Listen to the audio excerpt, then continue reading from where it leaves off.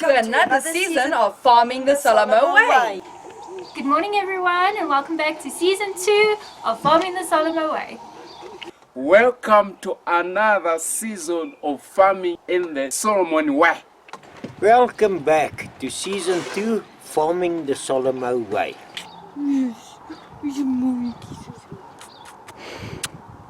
Welcome to Farming Solomon Way, season 2, episode 1. Hey guys, how's it? Welcome to season 2, episode 1. Yeah, we're back at it again. It's been winter, so not much happens here in the winter. We've been reaching temperatures of below 0, -2, -4. We've had mornings at -4. So yeah, not much happens here on Solomon Farms in winter because it's very, very cold. And so summer's in the air. Spring should be here in September, so we're nearing to spring. So yeah, now we're going to start editing again. So we're on season 2, episode 1. Welcome back everyone. I hope you missed us. We missed all our viewers. We missed all the likes and all the comments. We missed you guys, but yeah, as I say, now we're on to season 2. Okay guys, what we're busy with here is another septic tank, because we're opening up another bathroom on the farm. So we have to open up another septic tank. So yeah, we don't let anything go to waste. Now what happens with our farm in Endicott, we've got red sand up to here. So it's about 50 centimeters of red sand. And underneath the red sand, we've got this over here, guys. Now what happens with this, it's called a Roy clip. So we've got coal underneath our ground, but the coal only starts at about 30 meters deep. But now this Roy clip, you always get on top of coal.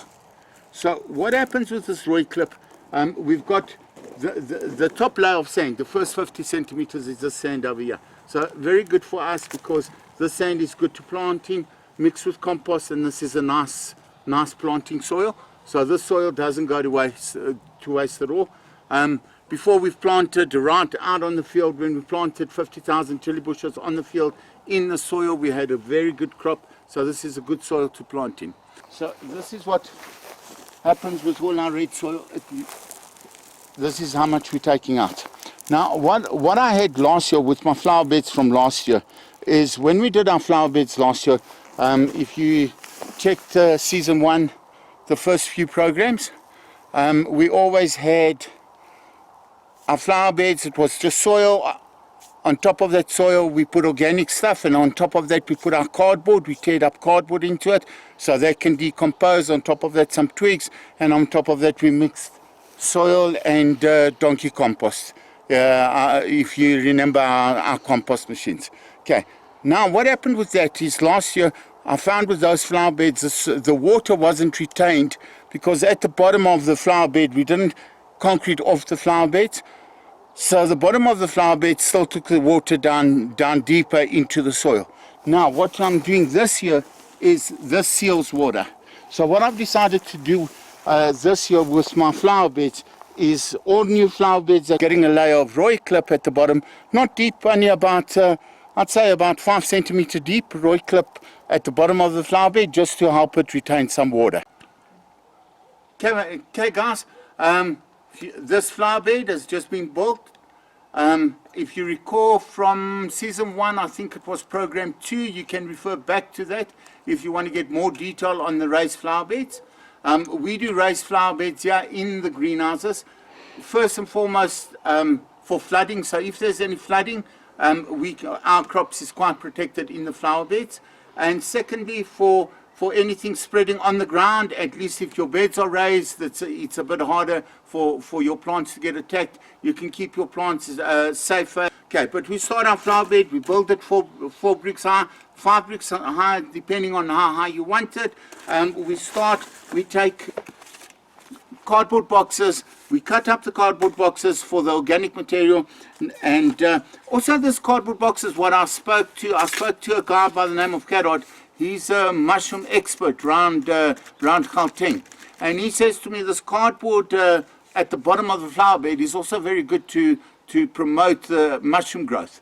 And last year we had a lot of mushroom growth, wild mushroom. They came out within our flower beds, which we enjoyed because they weren't edible mushrooms, but those mushrooms helped us to put fungi back into the grounds, and which helped with the cultivation. So first start of the flower bed we've done here is we've put our compost in, and as you can see, we come up further. I try and make the flower beds about 10 meters apart so that it can hold. Again, we've put cardboard at the bottom of it, and then I've put the garlic offcuts over there, which help. Now you can see here with the redstone, what I was talking about with the redstone is, so this underneath this has got cardboard. Underneath the cardboard we've got compost, and underneath the compost we've got this redstone over here.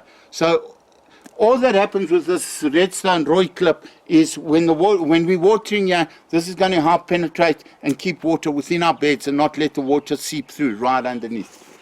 So we've got another flower bed here and over here with roy clip. Then on top of this flower bed, obviously now is going to go more compost and soil, and then round it off with a mulch and a topping and a potting soil, and then ready to plant. You can see here,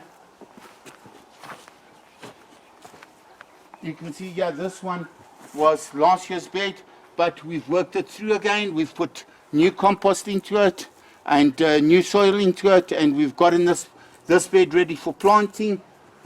This is also last year's bed. We've just put the compost layer on it. This compost we've let to dry for the season.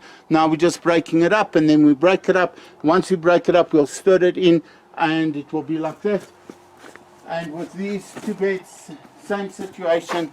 They just need their compost and topping up the soil. So what happens, you can see from last year how much our flower beds actually sank up. They were full, and it sank that much. And that's because of, firstly, your cardboard underneath it is going to degrade, and then your compost is very airy, and as it decomposes, it actually sinks down as well. So now before we plant these beds, we fill them up with compost and soil again and get them ready to plant. So by end September, these will be planted, and all of this will be planted by end September. So we're looking good, starting off for the season, very excited about the season, and the greenhouse is complete that we were talking about. You can see shade netting greenhouse all over, and that's hopefully going to help us with water retention, and it's also going to help us to eliminate a lot of pests out of it, because we keep it organic and we don't like using pesticides. So hopefully this will also block a lot of insects that we aren't welcome here, and a lot of birds out of it as well. So the greenhouse is looking good. If you remember the design of the greenhouse, I also helped use. It would be around about episode 10 in season 1. What we did is we took poles to the top, and we took on all the way 1, 2, 3, 4, 5 poles, and then on the top of the poles here, it's crisscrossing in every direction, and then it's running horizontal and longitudinal. So from four strands, and then it's tied down in the middle as well. So, and we had quite a few bad winds over winter. That the winds were quite hectic, and yeah, our shade netting performed 100%. The wind came through it, and there was no problem to it.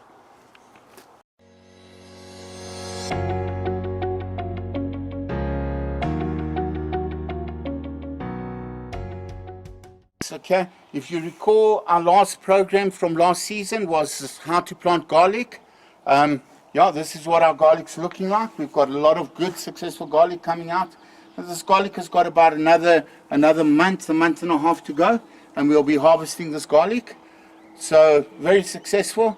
And that's basically all we did for the winter. Is we basically just did our garlic, and we actually just allowed our beds that weren't planted, we allowed them a time to rejuvenate, and we just, as you can see, this bed again, we've just filled it up. We've just put new compost, new soil into it. So we've just taken care of the beds and gotten them ready for the spring, because we want to push them with the chilies and we want another good chili season. So we just gotten our beds ready. So in the winter months, it was just basically our garlic and getting the beds ready.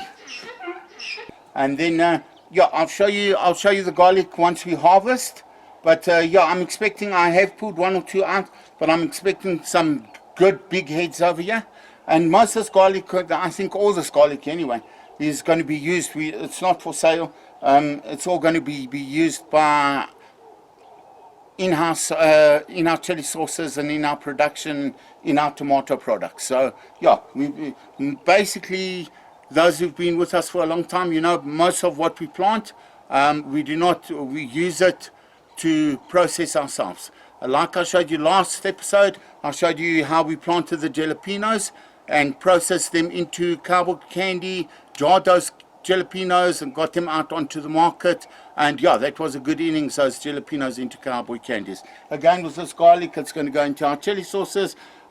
This season I will show you 1 or 2 more recipes of what to do with your produce, so that you can use your produce yourself and you don't have to look for markets for it, but actually get an end product out of it. Hi everyone, thank you so much for watching.